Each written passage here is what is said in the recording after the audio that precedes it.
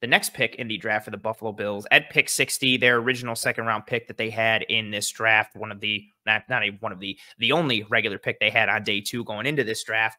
And again, they take Cole Bishop, safety from Utah, someone who you liked on tape, who we were a little disappointed on at the Senior Bowl, but really we said that for a lot of the safeties there because of how difficult it is for safeties to make plays. All-star events it's tough to stand out in a positive way, aside from matching up with tight ends, which they do a lot of and which he does a lot of and actually is improved in that area.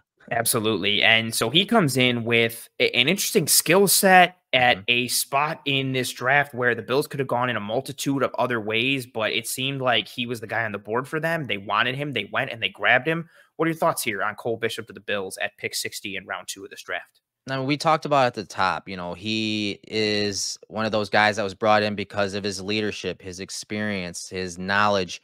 He initially committed to Duke. So obviously from the shoulders up, he's a smart guy. And you'll see that on some of the film when we talk about the communication thing. But he did switch, obviously, over to Utah because of the pedigree of defensive backs, especially at safety that they put out. I mean, the Bills were linked to Julian Blackman, just a few weeks ago, right, in free agency.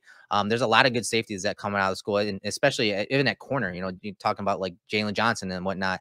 That scheme at Utah the last few years is kind of like Iowa. It is almost like identical to what the Bills play. So translation-wise, I do expect Bishop to play fast, especially early on if he does get a lot of reps. But, another captain, 35 games, 29 starts, versatile. I mean, you're going to see some of these alignments, Anthony. This is what's fun and why, he kind of fits the Bills scheme. You're going to see him in the box sometimes. You're going to see him as a post safety. You saw him on the edge sometimes as a force player in the slot, as a corner. He's everywhere and he can do a little bit of everything. He's very balanced, which is why, not just schematically and from the shoulders up, he's a really good fit for the Bills defense. Yeah, and you mentioned just the versatility from an alignment perspective, from a responsibility perspective, 3-year starter at Utah. So a guy who has the experience on the field, the experience between the ears, like he's not going to get a lot thrown at him that he hasn't seen already. Some other nice stats for him from our buddy Kendall Mursky, who pulled some stuff. He had a 3.55 average depth of tackle since 2021. That was the 3rd lowest amongst FBS safeties with at least 500 plus run defense snaps. He had 19 tackles made at or behind the line of scrimmage since 2021. That was tied for the 3rd most amongst FBS safeties. And he has 48 run stops since 2021. That's tied for 7th most amongst FBS safeties. And you just see what he's able to do around the box. It's really intriguing. And I wonder what his role is early on, what he becomes long-term. I like him, not in a horribly negative way. I like him less the farther he gets away from the line of scrimmage because of what he can do around like the box, like that apex slot. They're blitzing him off the edge. They're playing him around the box. Like I like him as this robber buzz safety type who plays anywhere and everywhere around the line of scrimmage, around the box. You see that versatility, the quickness, the processing really show up for him. And yeah, he does have this interesting skill set that I think out of everybody, I'm interested to see maybe for him the most what his role looks like as a rookie. Coleman a little as well, like we talked about, but I think it's somewhat more defined. Bishop's is really interesting. And then, you have his RAS scores up here in comparisons to Hyde and Poyer. And I think that starts to put some things into perspective as well. Yeah, and we're going to talk about it more probably in the next show with the day 3 guys, but Bishop is, they went on a limb. They said they wanted to trade up for this guy. And if you look at his measurables, he's more athletic than the 2, superstars that played before him in Hyde and Poyer and in almost every category. And so obviously the Bills really like this guy. And for Bean and McDermott, Babbage, and everyone on that staff to kind of fall in line, as they said, for Bishop, it really says something, because if there's one position I don't care who they put back there, it's probably a safety, maybe corner after that, because I just trust this staff to develop players at that position, regardless of where they're taken in the draft or as an undrafted free agent. But more importantly, I think they are very good at putting the scheme in line to put those guys in positions to succeed, whether they're playing single high or 2 high looks. And so it's just interesting to see the kind of, I don't know, they're breaking away a little bit from the archetype. And again, they're definitely breaking away when you're talking about investment in a guy in the draft, and getting a safety like Bishop there in the second round. Yeah, the getting a defensive back in general, but a safety like early on, Hmm. and especially given the other needs and potential guys that were available at that spot. And then again, yeah, how much of a departure he is from a measurable standpoint, similar kind of in a way to someone who we'll talk about in the next episode, like Javon Solomon, the edge Yeah, they took from Troy. Like it's interesting to see how, is there some philosophical archetype type change in thinking going forward? And Bishop, really plays to that athleticism. I don't think the one thing I don't think he plays to like the 4.45 speed. I was shocked that he ran that at the 40, but it was awesome for him. I think it really helped him. And I do think they're like I get worried at times with like his change of direction, especially deep, or like almost like he's got like some stiffness to him. But overall, you see that athleticism play on tape with how he moves, his trigger, his eyes, his processing. Again, I think it shows up the most in those close quarters in and around the box, which is why he was used anywhere and everywhere. Like hmm. Utah's tape was so fun, especially with like him and Vaki, the other safety for Oh yeah, Utah. They're everywhere. You're trying to figure out like, okay, are they both deep? Is one of them deep? Is one of them like as a linebacker at the and they second play level? so fast off each Yes, other. fast Yeah, and violent, like yeah, everything they do. What was interesting, not to get off Bishop, when Vaki got drafted, he was announced as a running back, yeah. which I thought was very interesting which Hmm. is a fun piece. But I like what he did on defense, and yeah, just that defense, their mind, their mode. I think a lot of it started with what Jonah Ellis did up front, but Sure. then Vaki and Bishop on the back end were the leaders and the tone setters of that defense. And that defense played fast and angry because that's how Cole Bishop and Vaki played. And it was really fun to watch and try and also figure out where the hell they were on every snap. Yeah, and like you talked about earlier, he matched up with tight ends a lot. It's something he talked about and thought he did a really good job of. You heard the story about him, getting the best of Kincaid in practices. And that's also why you talked about the stats from Kendall about him making those tackle for losses and the average depth of tackle. Because again, he was in the box a bunch Mm-hmm. over the last couple years, and a lot of times he was matched up in man coverage, and that tight end was attached to the formation, and so anytime he saw a run fit or run blocking happen, he would trigger. It's one of his best traits, whether he's coming from deep or whether he's again in the box or on the fringe of the box. He triggers downhill and he finds creases to make tackles. Now he does miss a good fair amount of tackles as Yeah. well, and I think a lot of that has to do with again, him playing fast. It's something Yeah. that you see with the Bills defense all the time. They play 100 miles an hour. You see Taron Johnson miss some tackles. It happens from time to time. But I also think that play strength can be better for a guy his size, especially when you're talking NFL tight ends, guys that can block, those wide tight ends on those short, yardage situations. He can get taken to the cleaners a little bit.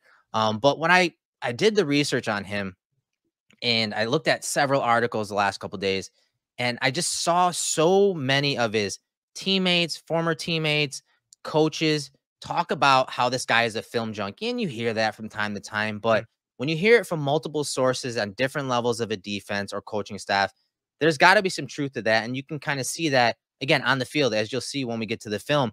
But listen to some of these quotes from his defensive coordinator first of all, and then a guy that he played with, RJ Hubert. So his defensive coordinator, Scally, said, he's everything you want. You can go in the safety room right now, and he's watching film. His former teammate said, we just got out of practice, and he was like, we're going to watch practice, film practice right now. Let's figure out how we can get better. It's like, damn, can I get some Gatorade? Can I get an ice bath? He's already want to go watch film. So I believe that. And I think that matters. And again, when you watch the film and you see him pointing things out and communicating, we know how important that is in this defense and how complex this defense can be, especially in those high leverage situations. And having a guy like Bishop getting trained up to be the next Hyder Poyer is going to be fun to watch develop over the next couple of years.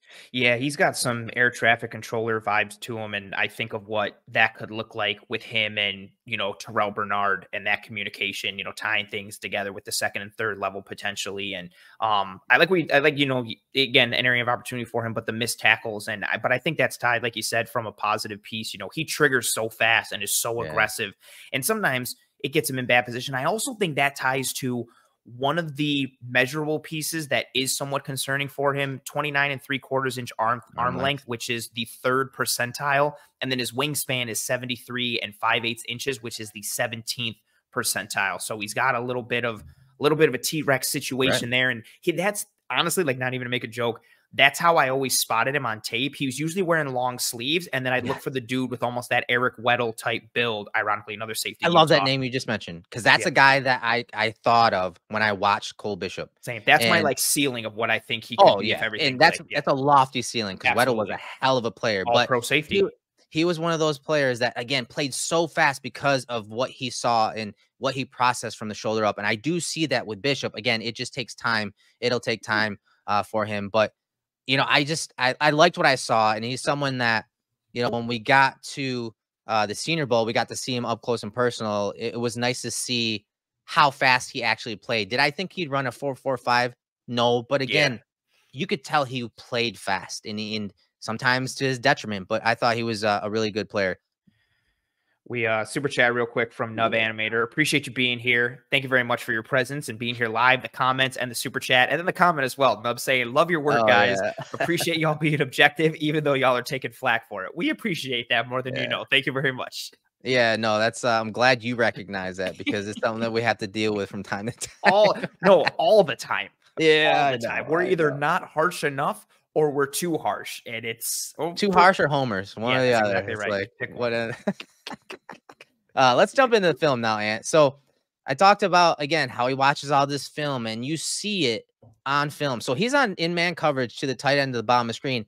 You're going to see as that motion happens. And guys, if you don't realize this, when motion happens, you're going to see, you know, formations change. Yeah, the coverage is going to change a lot of times, but you can see he's on the tight end initially. And as that motion happens, he's communicating to the guy in trail, hey, I'm going to roll over the top of that wide receiver. You go ahead and take the tight end. And you see him get there to his assignment right on the numbers and take that away. They take away this smash concept right here. Ball has to go somewhere else. It gets thrown to the top of the screen and it goes incomplete. That's the type of stuff that you're going to see on film from him a bunch, communicating prior to the snap, especially when motion happens, which is incredibly important. Being able to process the change in formation, the leverage, and your assignment as the ball is being snapped is very crucial at the next level. Motion is the thing right now. Yes. This type of stuff will go a long way.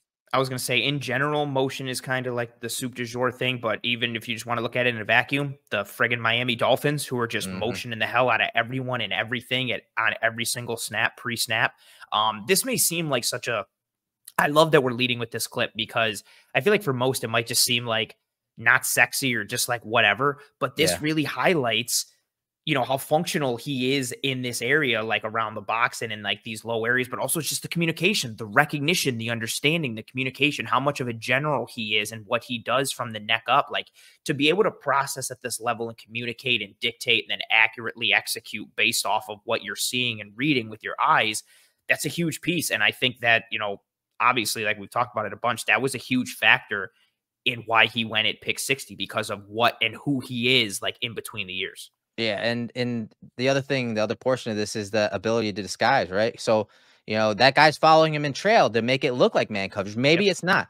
And maybe that's what, you know, you saw him communicating to his teammate, because as soon as they drop out there, it's really just cover 3. Yeah. So, you know, again, that communication, that understanding of, hey, you know, this motion, maybe they were trying to disguise this as man coverage, but based on this look, this, you know, 2x2 look, they had a cover 3 check. Maybe that's what he's telling them. So that all matters in a vacuum. It all matters at the NFL level because of motion. Again, as you said, being the soup du jour in the league right now. And so his ability to process is very good, and it allows him to play fast. We've talked about that.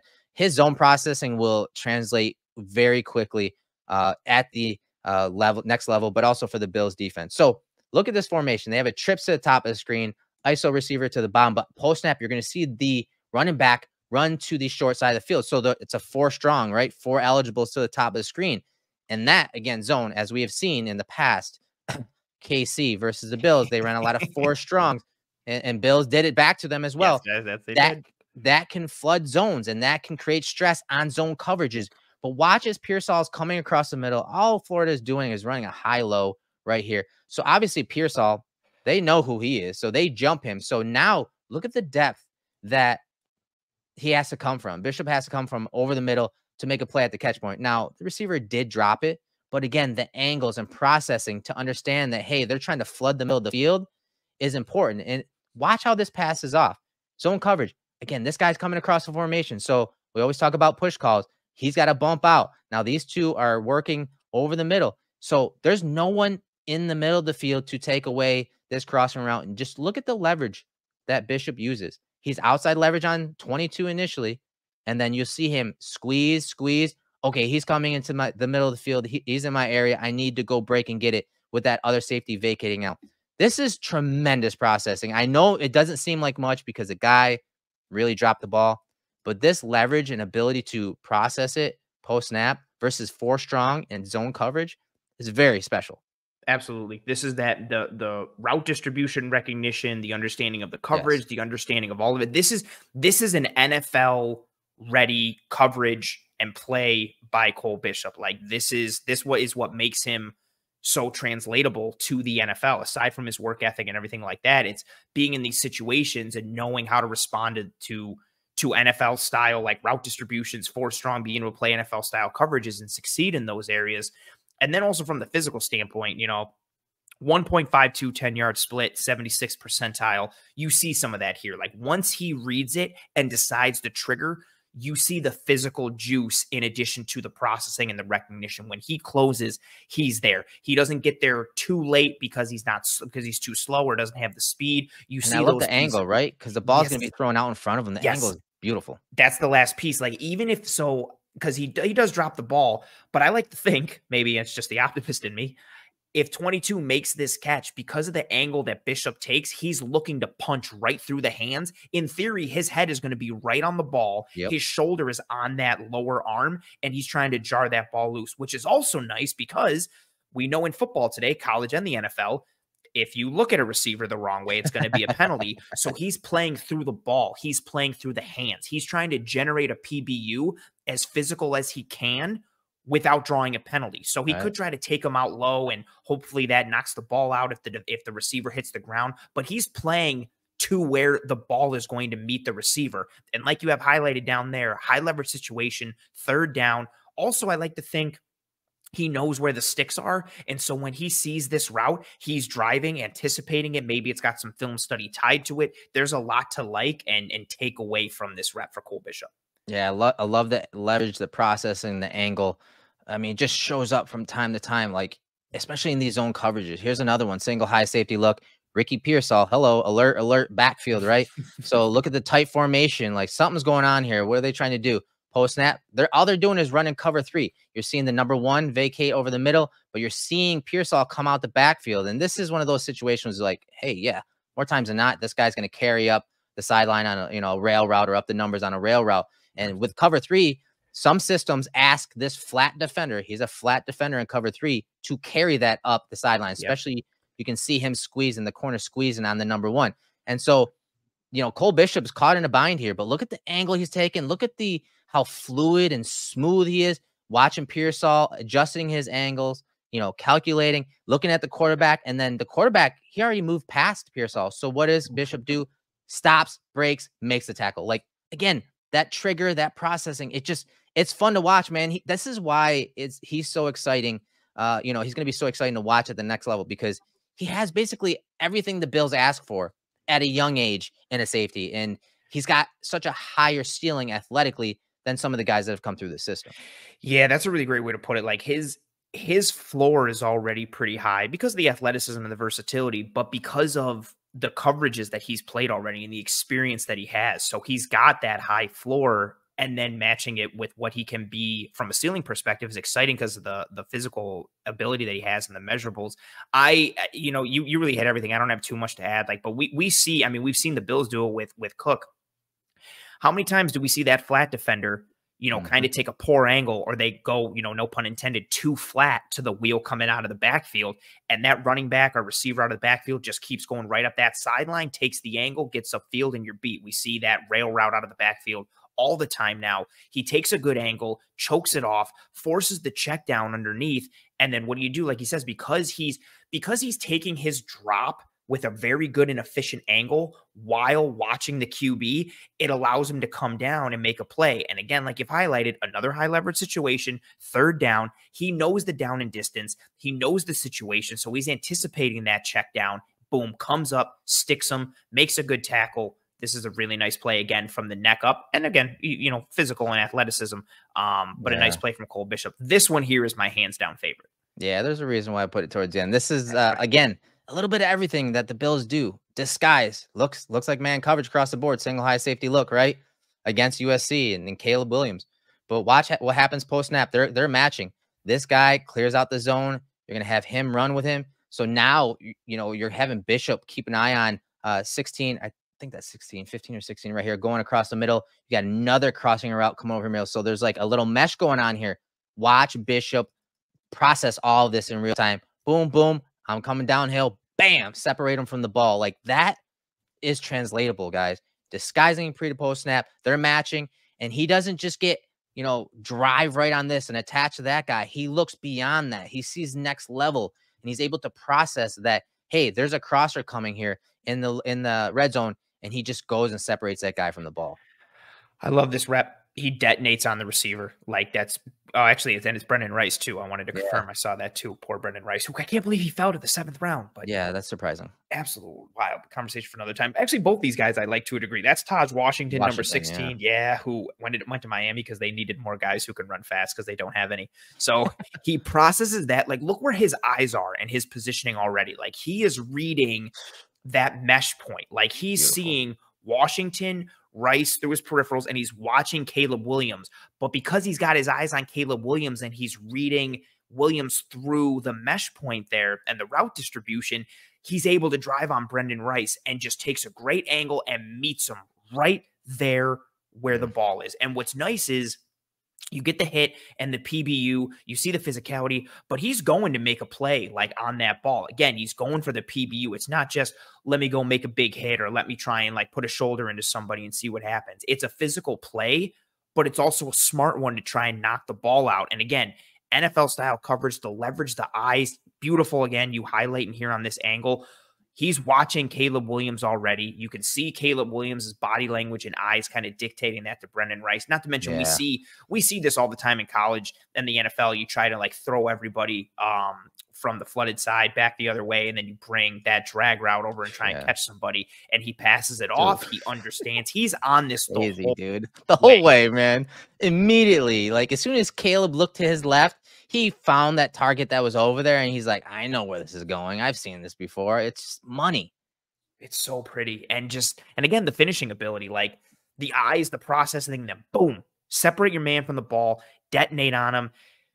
This is why and I don't mean it too negatively. Like I like him less the further he is away from the line of scrimmage, because the closer he is, he makes plays like this. Look at that outside hand. As he hits Brendan Rice, that outside hand is going for a rip or a punch through the ball. So he's punching through right there, ripping it out, and delivering the shoulder at the same time. Like that's just smart, clinical, technical, physical, in addition to the processing. Like, yeah, he's just so fun around the box and line of scrimmage. Yeah, and he's got a lot of plays on the ball overall, and that's something that, again, the Bills covet. When you're talking their defensive backs, their secondary, their safeties and corners, they like, guys that trust their eyes, trigger, and make plays on the ball. You may make a mistake, but they want you making it 100%, at 100%. And, he's a guy that does that a bunch. You see him in off coverage here against, a shifty receiver in the slot from UCLA, and he breaks on that ball and makes a play on it. So I'm so excited to watch him, as far as his role next year. I think maybe he doesn't start right away. Maybe he doesn't start. I think he's a future starter, but when it comes to what his role could be early on, let's look to last year. And we're talking Jordan Poyer, when the Bills went to more of those dime looks and used Poyer as a dime backer, something that they didn't do a lot of in prior years, but they did it last year. A lot of the reason because of Milano's injury. But I could see them busting this out with him. And again, having a little more athleticism if they want to use him as a dime backer or that big nickel, or that, put him in the slot. Either way, fringe of the box in certain situations, third and long plays. I think he has a role very early when it comes to that. I agree. And, so he's a role player for me in 2024 with the potential to grow into more. And, like I mentioned before, I want to put this in. Mike Edwards is on a 1-year deal. If they did somehow cut him this offseason, the dead cap isn't really consequential. And Taylor Rapp, who signed a 3-year deal, has a real nice dead cap out next year. So even though it's a 3-year deal, it really could be a 1-year. So they're not really married to Mike Edwards or Taylor Rapp this year. So if Bishop were to beat out either or, that is possible. But I do see him as a role player. And I think it's a fun one schematically. Like you and I have talked about it so much, like the idea of what you can do with Taron Johnson and all these guys. I like the idea of having these DBs on the field and, okay, like what coverage are they going to play? Oh no, it's like cover 2, but Taron Johnson is the one spinning back and he's one of the deep half safeties and Cole Bishop is coming down, and just what you can do in terms of disguising coverage and movability, matchup potential, alignment, stopping ability that you have with Cole Bishop. It's really potentially exciting, and I'm excited to see what he looks like when he gets on the field. We'll probably see a ton of him in the preseason, which will be awesome. And I'm excited for him, but also the schematic potential, because I really am wondering how he fits. We talked about it offline. Like, I would have loved him to be a pick for the Patriots with what they've done the past several years with Duggar and Mills. And when they had McCourty, it was like, we're putting like 7 safeties on the field and you have no idea what coverage we're playing and who's doing what. And he speaks to that kind of versatility. And I like more versatility in a defense. Yeah, last year the Bills played 6 defensive backs on the field, the 10th most in the league. They allowed the 8th most completions, but you see the completion percentage there at 64.3%. That was 24th overall, only 22nd in yards allowed at 632. But again, look at the low, touchdown rate there. Only 2 touchdowns surrendered. That was 23rd. But again, ball production, we're talking Cole Bishop. They got 4 interceptions in these situations. So 4 interceptions in 185 snaps. And then they were 6th in pass deflections with 21. So they were able to make some plays on the ball in these limited situations. Again, more times than not, it was zone coverage. More times than not, it was in those third down obvious passing situations. But again, maybe they didn't play a lot of man coverage in these situations because of Poyer and where he was in his career. Now you have a guy that you can match up versus some tight ends. Again, I do think he needs to get a little stronger, but it's another piece that Bobby Babich has and another curveball that they hadn't had in prior years. Yeah, just another weapon, another tool for the tool shed for this defense.